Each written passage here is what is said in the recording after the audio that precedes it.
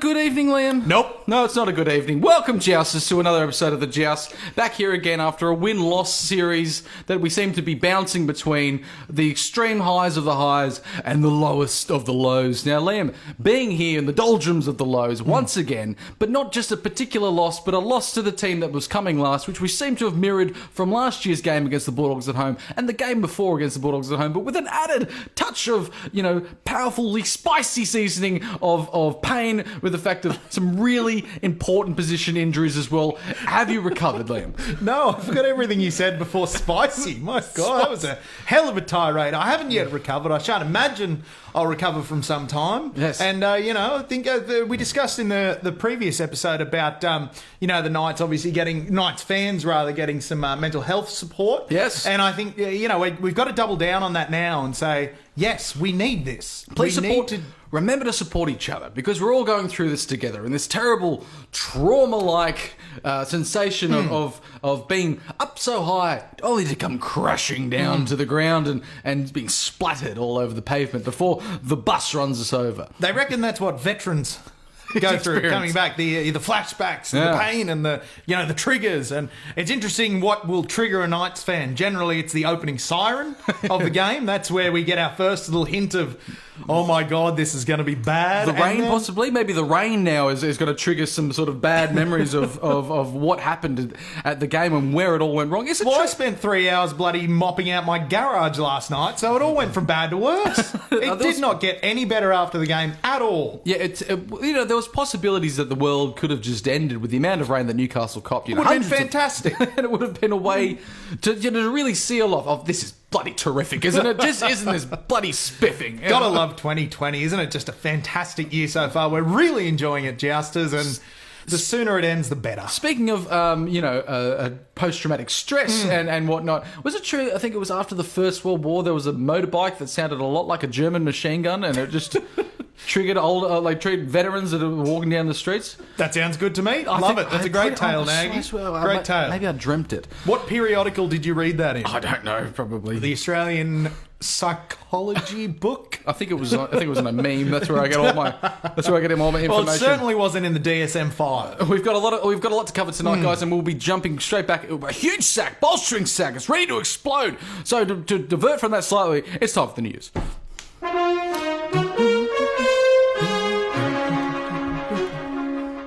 Now, Liam, mate, what's making news outside of the Newcastle Knights? Huge week for the news. Very big week. Now, first in the news, David Fafita. There's been a bit of talk around him recently. When he's going to go, where he's going to go, what he's going to do. Speaking of shit sides. Yes, speaking very much thereof. The Brisbane Broncos.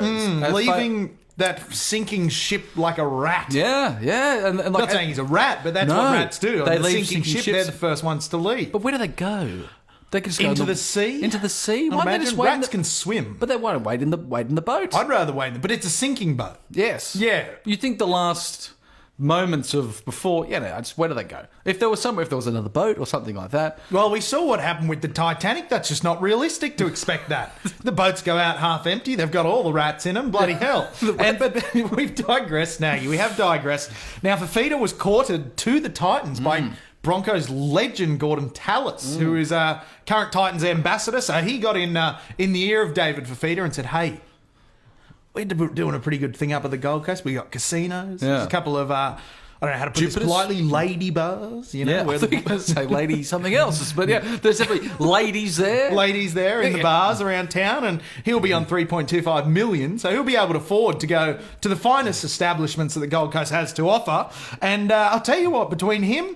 Moeaki Fotuaika, the young front rower there. They've also signed Tino Fa'asuamaleaui. Yeah, I think you had a good Tino, go at that, give us a call. I think I've got that right. Tino Fa'asuamaleaui. Give us a call, Tino, if we're wrong. But yeah, between him and Herman as well, they're building a pretty good little forward pack up there. Yeah, no, I think they've gone for the approach of having a real star forward, having someone like, the real marquee forward, if you will, and then those strong supporting players. And so keeping those, you know what I mean, complementing that type of four-pack. Mind you, it's a very expensive price for effectively a back rower. A baby, a child, A mere as well. child. 30 first-grade games. He's now the highest played player. Something like that. He would have to be up there. He'd be up there for sure. As well as he's missed basically this whole season up until this point. So he's signed for 3 years. So Brisbane won't see him again. You wouldn't think, unless the Titans fold, which is always a possibility. They're not known for keeping sides going, the Gold Coast. No, and look, I think what this is reflecting is actually a very positive change. When you look back at the Garth Brennan signings, he had this thing for signing underperforming Panthers players for billions of dollars. Yes. And it seems like Mr. Holbrook's just cutting out the dead wood. Yeah. I believe he's told Bryce Cartwright to bugger off, get out of town. Where's he go? Tyrone After the last chance saloon of the Gold Coast Titans. Burleigh Bears surely has to get a good saloon run. is his first stop. Yeah, no, he won't be going anywhere. But he also won't be going to the Gold Coast Titans again, I wouldn't imagine, because he's been a truly terrible purchase for them. So, yeah, for Feeder, good purchase. Good kind of player to build the squad around. And, I think they're actually doing some decent stuff up there at the Gold Coast Titans, which is a sentence I never thought I'd ever say. Yes. Herman Essay, we're sorry to see him go, not the best game against the Dogs, we'll say that. But at the same time, he's rarely injured. I'll give him that. So maybe he could be also David Fafita type player, but you're just not injured as much. Yeah, which is, I don't know. It'll be a shame to see Herman go, but as we discussed last week, he's... all right. Next item in the news. It's the trauma claim is coming back. Coming back. Is that rain I hear? Next item in the news, Nagy Nagwell, Luke Keary set to sign a 3-year, $2.8 million extension with the... I haven't heard Roosters. this. I was trying to read it before you said it because I was surprised. Yes. That's exciting for the Roosters because besides him being concussed all the time, he's playing remarkable football. Plus, now he's been part of, in his relatively short career, 3 grand finals. Not only grand finals, winning grand finals, three premierships. So potentially he could be remembered as one of these players that at the time you think, well, he was a good player, and then you think, well, hang on a second, look at all the things that he did. He's basically been when he came to the Roosters was really the spark. Doesn't he look like an annoying little shit? He does, doesn't he? Yeah. Well, that's what, if you could class the Roosters as any particular characteristic, they'd be annoying little shits. Yeah. Well, generally I see them as annoying big shits, being that they're the big NR National Roosters League type talking, and we got more to come on that. Well, speaking of Roosters, Liam, they also made another signing of a familiar face. Now, this is a very interesting situation. Now, Sonny Bill Williams has signed on to play for the Roosters for the rest of the season, but there's been all these talks about, how much is he getting paid, who's paying him, what's his market value, what's his deal, what's going on. The man was on $5 million per season at the Toronto Wolfpack. You know what his market value is in the NRL? What? $400,000 a season. How does that work? That's a lot less. $400,000 a season, down from $5 million. And when they work it out pro rata to how many games he's going to play, it will only be $150,000 per season. And isn't it just so convenient that the Roosters have space in the salary cap to fit Sonny Bill Williams? And isn't that something? And not only fit Sonny Bill, sign a rich new contract for Luke Keary. How does he go from the highs of the ivory tower to the bargain bin? How does that happen? It seems to be. It was only this year that he signed. I've never seen it before. Never seen it before. Maybe there's something thrown in there. Yeah, no, there would be. I think Uncle Nick has got... no, Boats was Melbourne. Boats was Melbourne. But then, of course, you had the famous incident where Josh Dugan tried to steal someone's boat at Canberra. So, obviously, Canberra weren't giving out boats as TPAs. On a trailer? No, it was just... It was on the grass. There's lakes out there, It was on the grass. Yeah, it's all lakes. It's a town of lakes. It's a lakes town. Like Burleigh Griffin, for example. Can I say, I did watch a bit of SBW come in and play for the Toronto Wolfpack, and I tell you what, it didn't look like a $5 million I've heard season. he's been terrible. You could say maybe he struggled with his timing, but he wasn't the Sonny Bill Williams of old. Probably this because particular Sonny Bill Williams we're seeing on the television right now. That's probably because most of this happened years and years ago. Many years ago. He's now 34 years of age. He'd be in the top 5 oldest players currently in the NRL. So I guess he's, they're probably a very cautious signing. And now, one thing I believe is in the contract as well is that he is able to box So we may yet see On the field? boxing on the field, absolutely. But again, being the National Roosters League, only the Roosters allowed to box on the field. Of course. So it's going to be interesting to see. If I can make a prediction, I reckon he's going to come back to some fanfare. Everyone will go, welcome back, Sonny Bill. They'll start him from the bench, and then he'll do all right. Then they'll start him in the team and go, we're going to put him back at the bench. And then he'll have a niggling knee injury that'll keep him out for the rest of the season. But he's still going to get his $140,000. I don't think he minds that too much. Yeah. But from one club that we all hate for being so successful and rich to another, the South Sydney Rabbitohs seem to have signed the contract or signed an intent to contract of this young bloke, Joseph Suaalii. Now, Joseph Suaalii, I believe he's been through the Rabbitohs junior system. Now, Souths offered him a very large deal. I believe it was about 2.5 over 3 years. Then Australian Rugby came out, and the word is they offered $3 million over 3 years. Who are they borrowing that from? I don't know. I don't think they've got much borrowing power. They've got 2 6 to rub together. No, so that was a very strange one, and not surprising to hear that he's probably going to stick with the Rabbitohs. But again, where are the Rabbitohs getting this money for a multi-million-dollar child he's very tall? Look at him on the television. He's a very tall fella. Quite strong, too, by the looks of him. But still, where are the Rabbitohs getting this money? Yeah. That the Knights aren't getting this money. I tell you, they love a step, don't they? We spoke about this, I think, last week, that anyone with a really flashy step, like a Kalen Ponga, you pay out the arse for. Well, that's it. People are getting signed on YouTube videos now. Remember Sean Johnson, when he first came on, he was signed from an incredible highlights reel from his touch footy days. Yeah, wow. So, I think it's an interesting conundrum, the situation of signing kids purely based on YouTube highlight videos. He's got a bit of Kale in it. That looks like Kale. He does have plenty of Kale in him. Big legs. Big legs. Strong, tall. Just what you need in a good winger. Yeah. Well, there's more stepping. It's memorising watching stepping. It is, isn't it? It's quite incredible. It's quite something. Next in the news, Darius Boyd is training at fullback with Anthony Milford out due to a hamstring complaint. Now, all you Joust comedy fans out there, I assume will like that news. It's very funny. It is funny. I think it's quite humorous. He was pretty bad. Running last week, 40 metres. The week before that, he was pretty average. Week before, going back to probably round 2018. Pretty average. He's been pretty average, but you never know. Putting him back to fullback may be just what he needs. Oh, this is talking about Darius Boyd. So I got very confused with how many very average players they have on very lucrative contracts. It's hard to keep up. I thought you were talking about Anthony Milford being average around that time, and I think we could probably keep that as it is. But I don't want to swap the names. Just swap the names. It's the same story. We'll swap that and edit. You won't know which name we're talking about. But the description is the same. They've been both very, very average. Very bad. For example, Milford last week, the ball went through his legs as though it were a game of tunnel ball. Thank God he wasn't. He was like the goalie. You know, when there's always a kid that plays goalie at soccer, and there's always going to be a goal scored through the legs. It's a classic rugby league try. I love to see it go through the legs, and especially when it's at the expense of Brisbane. Yes. It's fantastic. Next in the news, this is an interesting one, Nagy. We've been very vocal in our attempts to not allow this to happen. Now, Peter V'landys has come out today, and he said, "Look, we want Philip Ronald Gould to fix the game of rugby league." Now, I thought that was Mr. V'landys' job. I thought it was. And from our speaking on the phone to Mr. V'landys, he gave us the impression that was his job. Absolutely. But now he's tagging in. He's tagging in Phil and saying, "Phil, would you come fix the game?" Is this an exit strategy from V'landys? Because I'm not an administrator, Liam. I'm much more of a consultant. And nor am I an administrator. We don't want to give you guys the impression that we are administrators. No, please. Merely consultants. If there was...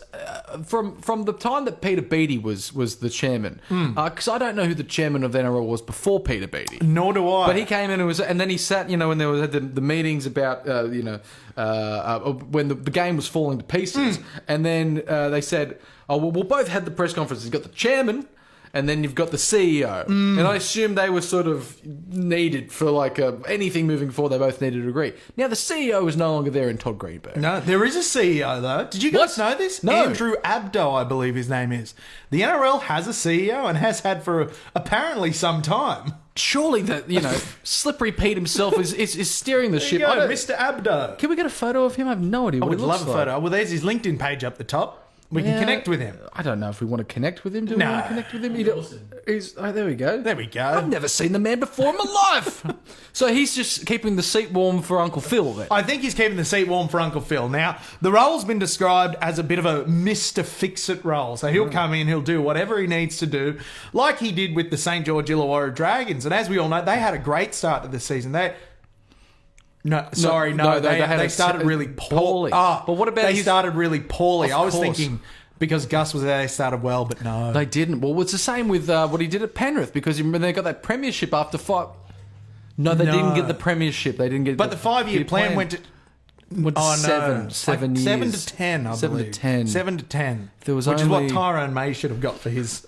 I'll leave that where we stand. But yeah, now he'll be working. He'll be working alongside Mr. Volandis, and I just don't know what his job will be and how it's going to line up. The man's on television, the man's on the radio, the man's in the newspaper. He has vested interest in talking about rugby league in a certain way, and I don't know how that's going to affect him in the role. Well, he has to give up some of his jobs. He's an old man. He's a very old man. I don't think he's got any top teeth. He's got the boot polish through the hair. Sometimes he's more grey than others. And he's got the caramel swirl now, and you don't really know what's going on. You know what his hair looks like now? It looks like a Jersey caramel. Yeah, it does. Yeah. And you think, remember he went all grey at one He stage. did, but then that didn't last long. I think he went grey in the last 3 weeks of a season, and then by the pre-season, wasn't grey anymore. No, it's so obviously he's seeing the stylist every other day and introducing a new colour. But I'd like him if he became CEO, if he just went jet black. And like he's trying to be the younger man, like to hold out the role. But surely there's got to be like what he's Mr. Fix-It, but what's he fixing? Oh, he's fixing it so the Roosters and Penrith are the only two teams to win the comp for the next 25 years. That might include New South Wales as well. We might accept him and welcome him with open arms. You know what? If he fixes Origin, fuck him, it ain't broken. Yeah. Get away, Phil. Don't touch Origin. There Look we go. at the gorgeous man he is. Looks like that's all for the news. What do we got to talk about next? looks like it's melting. This is something. Now, this is something we got to talk about. I believe we've got an image. We do have an image. Look, the Knights fans really, if you could summarise in one image how everyone was feeling. That's a good friend of the show, Carlo, leading up the Bronze for Johns campaign. And look, we felt that, Carlo. I wasn't sitting in the rain, but I felt like I was sitting with you in the rain. You really, epitomised what it felt like to be.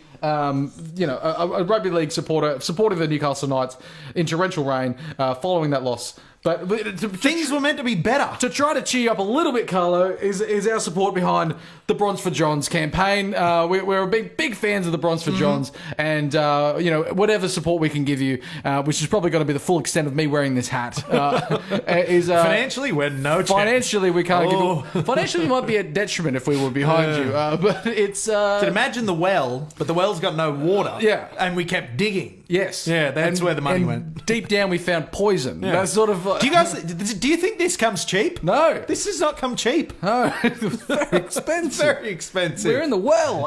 Yes. Sorry very much, Carlo. We're sorry to see you like that, Carlo, but you did show everything. Like, we were all alone in the rain that day. You know what it is? It's the Newcastle version of Rodin's Thinker. You know, that famous statue of the thinking man. That's essentially our Rodin's Thinker. Marathon's crier. Marathon's crier. Is that, Carlo, if we're not successful with, Bronze for Johns, hashtag Bronze for Johns, maybe we can get a statue of yourself out the front. Because that really epitomises supporting the Knights, especially over the last 10 years. You know what we should call that move that Carlo pulled on the camera there? The marathon mope. The marathon mope. Okay. It's a feeling we all know. It's a position we've all sat in before. Yeah. Rain or no rain. Slumped down. Very slumped. Yeah, but your heart's still sort of recovering from, because it's that... Where did it go wrong, Liam? Everywhere. All of it. I think we got kickoff here, and really, we could see here that things weren't right. Mind you, torrential rain. Mayfield is no longer a suburb, it's a lake. No. But right here, when they sort of gang tackled Safidi, drove him back, and it sort of epitomised that they were going to be on top. It set the tone. Oh, that's first. It set the tone is what it did. And the tone just didn't get better. No. It just didn't get better. If anything, it got worse. 3 tries. At one stage, it was 18-0. But what really hurt for me, and a similar feeling when I saw Was when you started stabbing yourself in the leg with a pen. was just jamming it in there. That's when it started hurting. was of course losing Andrew McCulloch, who's been such a servant to Newcastle. He's been a great signing. And to see him go out in such an awkward and painful way. Oh, it was terrible. It was just. I think we've got a bit of image here, and it's just. It couldn't be. It reminded me of Slade Griffin 2 years ago. Yes. I didn't even make that connection. Yes. Yeah, against the Bulldogs. I believe it was round 21 in 2018. And this is also when you've got a player that come in at hooker. We probably didn't expect him to be any good. He turns out to exceed expectations. We were just starting to say, gee, he's a bloody good signing. And then, of course, kaput. Now, we have to look also, as much as the disappointment from the team, this could be potentially, the stage of his career, tearing the hamstring off the bone. He's got, an interesting contract situation with Brisbane. His contract to go back to Brisbane, but he could possibly not play NRL again. No, and I think Brisbane they won't worry too much about getting him back, No. I don't think, because they've got a couple of young people coming through. I believe Corey Pakes. Now, there was a hooker, maybe Tom Dearden as well. So they got a couple of youthful ones. But again, given how shit the Broncos are, they might just get him back. There's a report and just kind of wheel him out onto the field. There was a report that came out through the week that said that Andrew McCulloch's on $650,000. Oh. Yeah, expensive young fella. A healthy amount of money. Yeah, but the Broncos are still fronting up at least half of that. Oh, well, that's wonderful. So There we go. So that was. So it puts him in a position where he's very expensive for any club to take him on. He's in his 30s, nearly 300 first grade games, and coming back from tearing the hamstring off the bone. From the very bone it was attached to. Yeah. It can't be. It was just... You know what it looked like? It looked like a lamb shoulder. You know, when you get the lamb shoulder and you just peel it off the bone. That's what it looked like. Someone peeled his hamstring off the bone. Oh, gosh. It's just... You hate to see it. Hate to see it. And you hate to see it. Being such a strong character as well. And yeah, look, it didn't look good from the get-go. And being carried off the field, we knew that he's not going to be back. And then 6 minutes later, things got even better. Well, because it almost mimicked, round 3 against Penrith when we said, don't worry, we've got Connor Watson on the bench. So we'll shift them around. Connor Watson comes out and immediately... snaps his Achilles tendon. Poor bloke. And poor bloke can't catch a break. He's the best looking bloke in the team, and he can't string together a decent series of games. Poor bastard. Now the Newcastle, the rugby league NRL physio, said it was a classic move of looking behind you to see who tripped you. It feels akin to being kicked. It feels like someone's kicked your foot out from under you, and then. And look, if you're going to be kicking, you want to be wearing shorts. Yeah, good for kicking. Very good for kicking. Yeah, jeans, not so much. No. Levi's, I don't wear the Levi's out when I'm punting the Steeden around on the weekend. I'll put it at that. Great to sleep in, though. You want the shorter pants. But it's terrible to see another terrible injury that's going to be not only ruling him out for the season, but Connor Watson not currently signed for next year. Where does that leave Connor Watson in terms of the Knights? Now, obviously, he's been for... It's 3 years, I believe, he's been at the Knights. Good friend of the show. Literal good friend of the show. Very good friend of the show, He's a very early supporter of the podcast, and obviously we had him on early last year. And it's just at the point in his career where he's now... What position does he play? He plays all over the place. He plays every position, and that can be to his detriment because he does all positions and he does them quite well. Because we signed him as a 5'8". Now, that comes with a price tag, and that's the price tag that we paid for him, especially at the time when we couldn't really attract that type of caliber of player to the Newcastle Knights.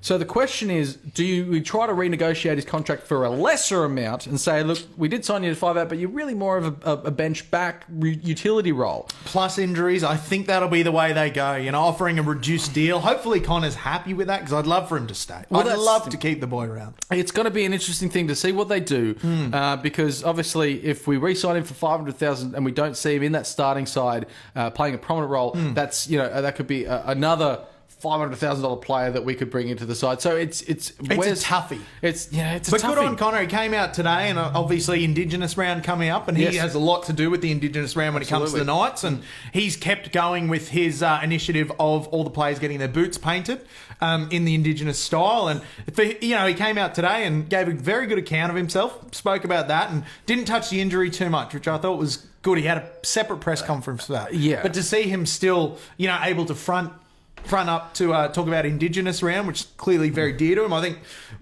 it showed the character of the bloke. You know, he could have gone into his bedroom and not left for a month, but he came out and he said, "This is important to me. Yes, I want to talk about it, and you're all going to listen."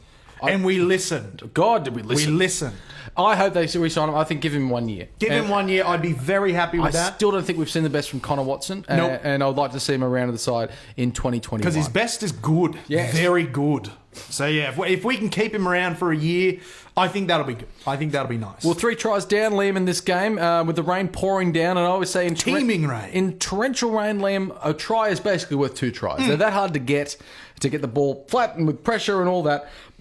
But it really looked like the Dogs very possibly could have run away with it. So we managed to pull something together and get two tries of playing a game that we really should have played from the start. Yeah, and that's building pressure, keeping it down and outrunning them and just scoring. But could we do that 3 times? No. We could only do it twice. Terrible. Yeah. And you know what? I started with 20 minutes to go, down 18-0. I was like, oh, here we go. The Bulldogs are going to put on 40, given what happened last week against Souths when the boys switch off. It's going to happen again.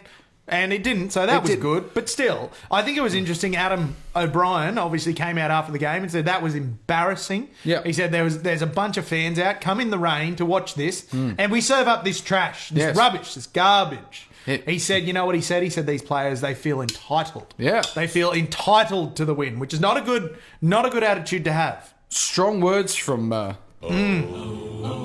O'Brien. It was, he really, you could see the fury in his eyes, the frustration in the box.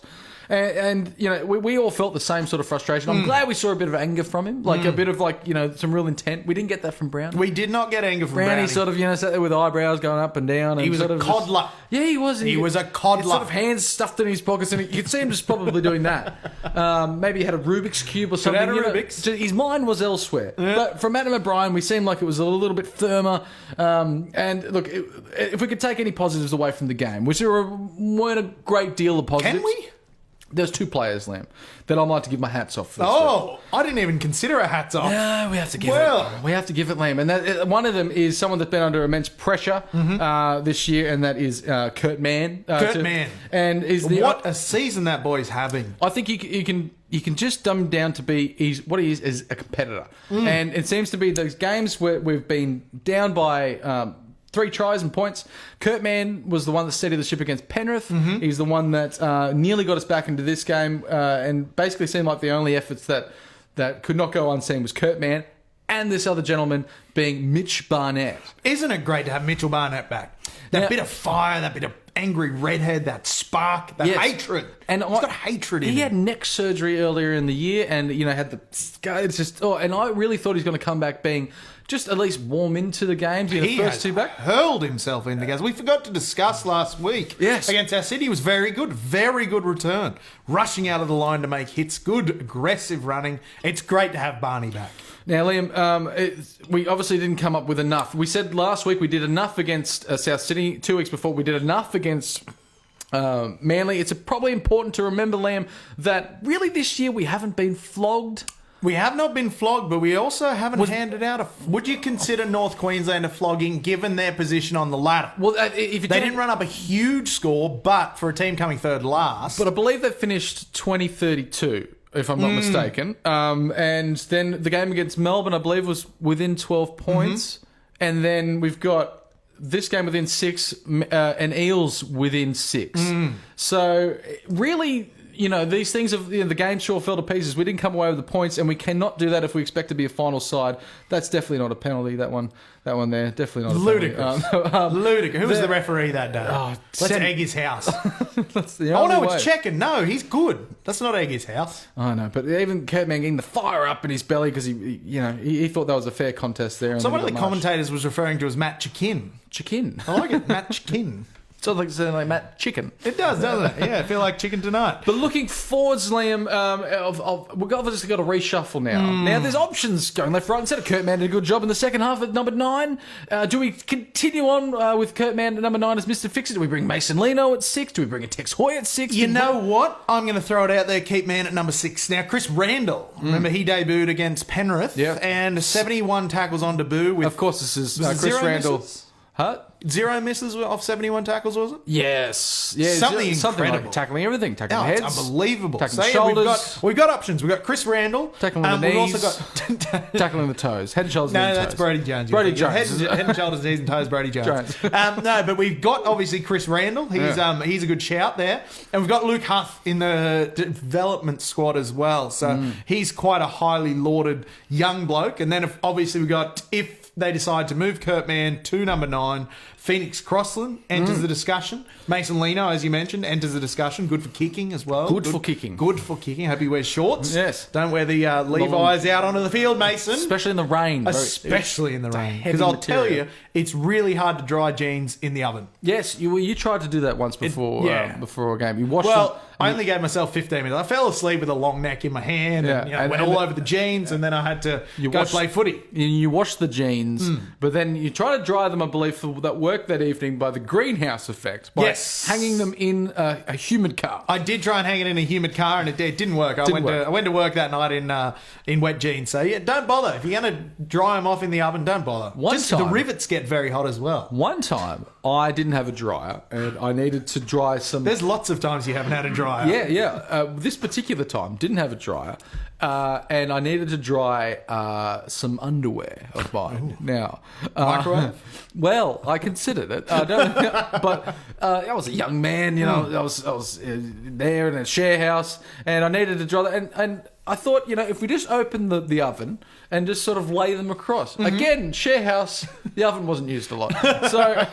So preheated it there, and I thought, they're actually drying. I'll just leave them for a little bit longer. Now, things that don't react to heat, well, elastic is one of them. Oh, no. Ruining the pair of underpants. The very same underpants you were going to wear. Yes. Oh, God. Yeah. Very same. It was... Well, I believe we've got a bit of a clip here of Nagy and his wet underpants. My wet underpants in the... I went to the local calzone restaurant. Paisanos.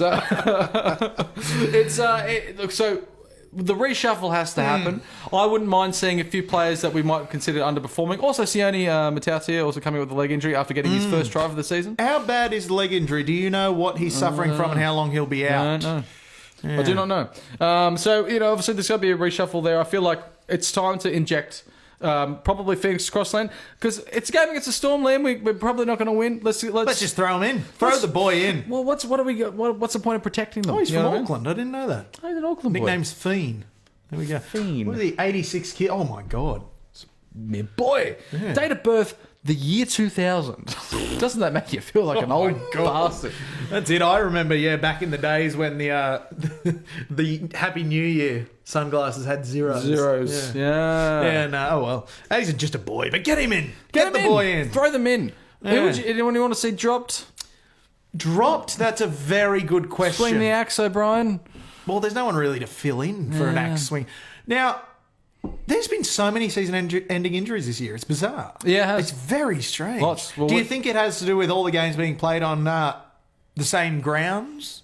No, I think it's the 2-month layoff. Yeah, the boys rested. The hamstrings got tight. They couldn't run. They needed to run, and they were just in the house. They were stuck. Surely they can afford a treadmill. No, most of these players are on hundreds of thousands of dollars. Treadmills are expensive. No, if you're on Facebook Marketplace, guarantee you within 15 minutes you'd have a free treadmill. Could have put a bit of detergent on the kitchen floor and just run up against the bench.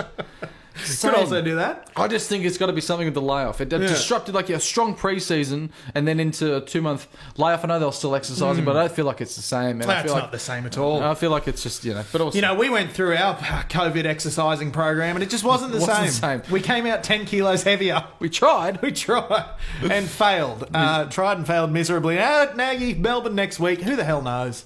Anything could happen in this game. Everyone has written us off, including all Knights fans, saying, well, this is the game we're not going to win. But we can't approach games like that if we still want to be that finals team. We can't just assume that the teams at the top will beat us. Look, Melbourne is a very good side at breaking teams down and scoring lots of points in the second half. As we saw against the Broncos last week, I believe it was 32 unanswered points in the second half. We managed to give them a good run in the first time we clashed them, and Melbourne up there in Brisbane. They like it there. Yeah, they like it there. Half their team plays up there in State of Origin time. They do. It's disgusting. Familiar. So we're playing a team that we never beat against in a stadium that we never win at. In a sport that always disappoints us, Liam. But yeah, we'll Switch it off, guys. Switch off your televisions now. Save yourself some stress. Unplug. Cut the cord. The stress is the world is too stressful without watching the Knights get thrashed. It could be the first thrashing for Let's the year. do a podcast about Midsummer Murders. Oh yeah, that'd be good. Justice, let us know if you want to hear a podcast about Midsummer Murders, and we'll maybe work on a bit of a side project. They're feature-length episodes. Yeah. They go for 90 minutes. And there's a lot of them. Yeah. We could fill out an entire year worth of podcasting. Just, what's her name? Angela Lansbury. That's not Midsummer Just letting Murders. you guys know that I'm not on board with this idea. And, I'm kind of integral. Yeah. That's true. He's an important cog. We'll just do what we do when you guys aren't around and just yell into the wind. You're thinking of Murder, She Wrote. Murder, She Wrote. That's Angela Lansbury. Yes. But also... someone's taken our idea. Oh, fuck. Yeah, I hope you're happy, Josh. There's you remember the movie, which is always both in your minds, Angela Lansbury in Bedknobs and Broomsticks. Wonderful film. Which also very, very is the same. Well, like, why do you remember it as Mary Poppins? Because they both have this sort of real time, half animated sort of dance numbers, as well as I believe the guy that plays Mr. Banks in the film Mary Poppins also Is the same man from Bedknobs and Broomsticks? Is the father, yeah. Right. He really honed himself into that sort of live action / animated dad role, but he's sort of it's niche. It's very niche, is what But it at is. the same time, I don't think he was actually the dad. I think he was just the friend, because I believe he was at an age where he couldn't be raising these two orphan children. Well, you know what movies are missing these days is sprawling, vast musical numbers. Yeah. See, this was a day. I love musical theatre. It's fantastic. I went to Alice in Wonderland on Broadway. No, I didn't. Went to Mary Poppins on Broadway. It was incredible. Yeah. Absolutely incredible. Wonderful. And they just don't make films like that anymore, you know? There's no jaunty, upbeat... Oh, Olivia de Havilland died today. 104 years old. Who the hell are you talking about? The lady Liam? from Gone with the Wind. Which one? The lady. The lady. It's In Gone with the Wind. She died way earlier than that. No, she died today at 104 years old. Olivia de Havilland, look it up. No, we're looking at May it she right rest now. in peace. Dead at 80. Dead at 104. Dead at 104. Oh, this is getting silly. Let's move Better on. open your sack, Liam. Open it up. Gold jacket, green jacket, who gives a shit? Now, Justus, this sack was truly monumental. Our great thanks for getting everything in. Unfortunately, we won't be able to cover everything, but But no, we're going to try to get it through everything, Liam, as much as we can. But so we've got the cock up there. 30 seconds. We're going to try to get through the. Did you say clock? The clock up there? Okay, it sounded like something else. What That's did I all. also say? Cock. The cock? That's sure what it sounded like, mate. All right, Nagy, first question. We're with our quick, what are we calling it? Quick fire. Quick fire. Josh Spiegelman, there's only one man that can save us in the number 9, the great man himself, Luke Quigley. God, give him a call. Hopefully he can get work off from his roofing job. He can get off his roofing job. Following that question up, Billy Bennett, does anyone have Robbie McCormack's number? That's the fella that... Believe he played 9 for the Knights. Maybe Robbie McCormack and maybe Robbie Davis as well. And I will say, most of these questions are just all centre around who we could put in the number 9 jersey. I like it. So, Anthony Hickling, 3 hookers in 1 year. Should the Knights be allowed to use the touch football rule of stepping back over the ball and playing it to yourself? Now, Anthony... That's never a rule in touch football. No, that's a particular soft spot for me, because I was led to believe that was the rule. Yeah. And in the year 10 game of touch football, I made an incredible break. No one was there. I played the ball, went back 5 metres, picked it up. You can't do it, Hickling. can't It's do against the rules. Maybe when you're playing 2-on-2 in the backyard. Yeah, but we're not playing 2-on-2 in the backyard. It's very serious. Andrew Turvey. Now, this is a really novel idea from Andrew Turvey. I quite like it. If we just cut off various limbs of our injured hookers and stick all the bits together, could we create a Voltron number 9? Voltron's an interesting comparison. I was thinking more of Mary Bysshe Shelley's Frankenstein. Frankenstein's monster, of Of course. Yes. Yeah. Well, Not to be confused with Dr. Frankenstein himself. No. Frankenstein was the doctor. Yeah, and then made the monster. The monster. Is there a Dr. Frankenstein maybe in the Newcastle area? Do we know anyone? Maybe get Dr. Carl? Dr. Carl? He's probably... He's a doctor as well. He can cut some people up and make a man to wear the curse number 9. You know who we need on there? Kamal from Independent Mobility. Because you will need that after... He can provide the scooters. After everyone's lost one leg and one arm, you'll need a bit of independent So I mobility. think it works nicely. I think McCulloch's was the right leg. Yeah. Connor Watson's was the left. Yeah. And then Jaden Brayley, we can use his top half. Sure. And then Chris Randall, maybe his boots. Danny Badiris' arms. Yeah. They're okay. Get his brain, Danny Badiris' footballing brain. Ooh, yeah, he'll be. That's where the real like where the monster really comes to life. And Now this is a big one from Richmond. I like this. Good Canadian boy, Andrew Richmond. Used to see him around the Lassagow. I haven't seen him in years. Haven't seen him in Where years. are you, Andrew? Come out of hiding, Andrew, and come join us on He the told a joust. hilarious story one time at the pub that he got beat up by a Mountie. He did. Richmond, please send that story through to the joust, and maybe we might read it out live on next week's show. They're not kidding around. They're a federal police. Now, Richmond asks his question for the week. Oh shit, we're out of time. We're run out. Sorry, Richmond. Sorry, we'll get to your question another time. Well, who's next then? We got to. Well, we're out of time. We can't. We're do out it. of time. We can't do it. Oh, apologies, jousters. The sack. Hopefully, we can summarise it basically. A lot of the questions were around the fact that number 9 is cursed. Yes. And look, it has been cursed, and we've lost. Cost Jason. We've lost. I forgot about Rory. Yeah, didn't even play a game. Slade Griffin. Was it his voice box fell out of his neck? Something Is like that how it worked? We can't use his voice box No. anymore for the Frankenstein 9.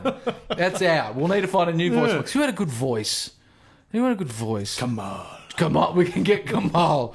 Hello, it's Kamal here from Independent Mobility and Rehab. Lofton Road, Broadmeadow. Jesus Christ. Does any of our jousters listen to AM radio? No, 11:43, 2HD, Brent Baltitude in the afternoon, Graham Gilbert in the evening. Graham Gilbert in the evening, Thank Lawsy God. in the morning. It's a fantastic station. It's not good. It's not a good station. We don't recommend it.